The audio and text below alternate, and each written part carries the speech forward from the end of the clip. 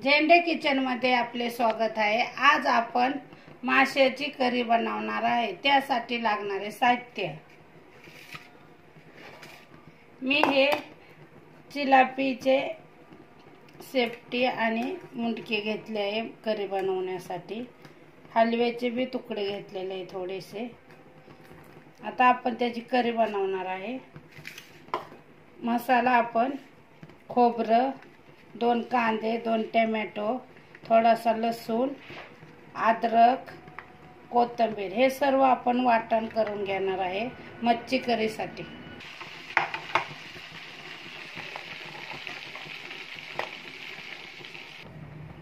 तेल गरम करून सर्व मासे आपण थोडे हाफ फ्राय तळून घ्यायचे आहे। माशाची करी बनवण्यासाठी हाफ फ्राय तळून घ्यायचे आहे। थोडंसं मी मीठ टाकलंय त्याच्यात तेलामध्ये, म्हणजे करी चांगली लागते।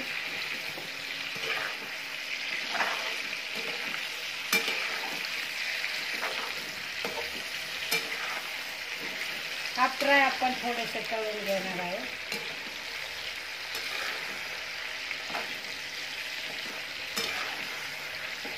तेल मी थोडं गरम करून घेतले त्याआधी।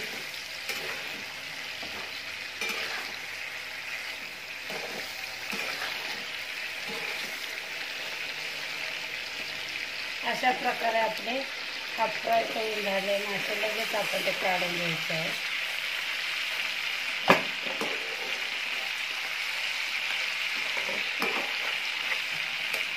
माशाची करी मगाशी आपण यातच मासे तळून घेतले, त्यातच आपण करी माशाची बनवून घेणार आहे।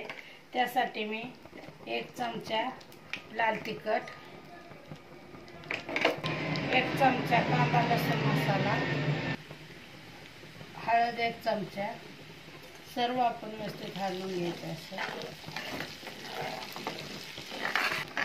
आता आपण मिक्सर मध्ये कोथिंबीर, अद्रक, लसूण, आलं, खोबऱ्याचं वाटण टाकून घ्यायचं।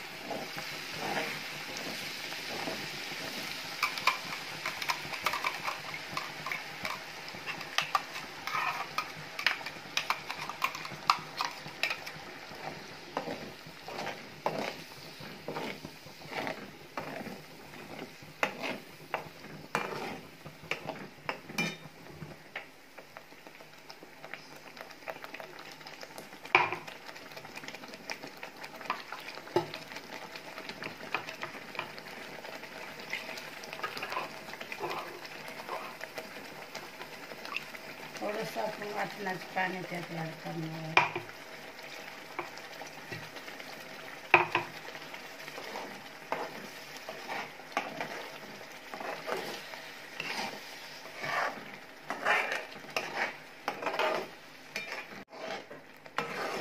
मसाला अशा प्रकारे आपला व्यवस्थित लाल झाला आहे। चांगला तळून झाला की आपण त्यात थोडंसं पाणी टाकून घ्यायचं। तुम्हाला जशी माशाची करी बनवायची पातळ घट्ट तसे तुम्ही बनवू शकता।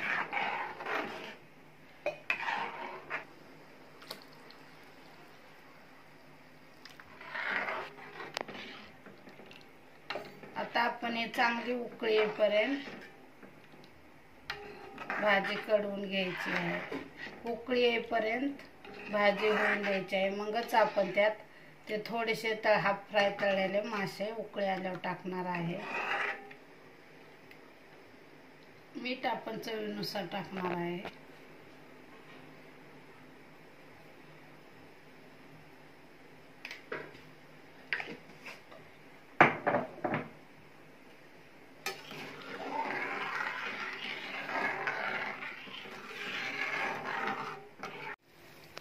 अशा प्रकारे आपल्या माशाच्या करीला उकळी आली आहे। आता आपण त्यात माशाचे मुंडके सोडून द्यायचे तळून घेतलेले।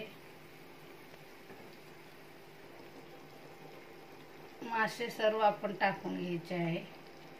उकळी आल्यावरच का टाकायचे, कारण मासे जास्त शिजले की काटे त्याचे भरपूर एकत्र होतात, म्हणून उकळी आल्यावरच मासे टाकायचे।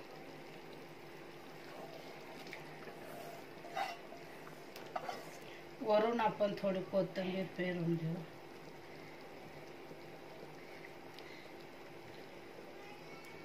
अशा प्रकारे आपली माशाची करी तयार झाली आहे. थोडीशी आपण हलवून घ्यायची आहे.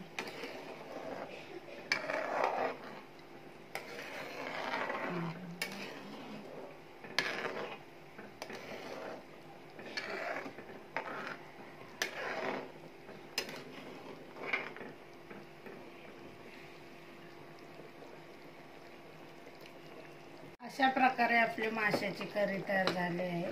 5-10 मिनिटं ठेवायचे, जास्त वेळ ठेवायचे नाही, कारण ते जास्त शिजले की काटे भाजीत जास्त होतात, म्हणून जास्त शिजून द्यायचे नाही.